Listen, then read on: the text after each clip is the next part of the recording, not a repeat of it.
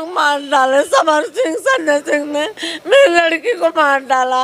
मुझे इंसाफ चाहिए, मेरी लड़की ने ऐसा कुछ।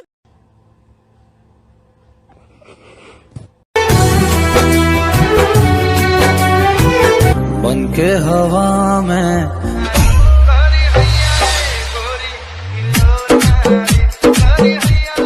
दोस्तों, आप सभी को तो पता ही होगा कि भोजपुरी एक्ट्रेस खूबसूरत हीरोइन आकांक्षा दुबे ने कर लिया है सुसाइड। जी हाँ दोस्तों, बताएंगे खबर की पूरी जानकारी, लेकिन उससे पहले इस वीडियो को लाइक कर चैनल को भी सब्सक्राइब कर लीजिएगा।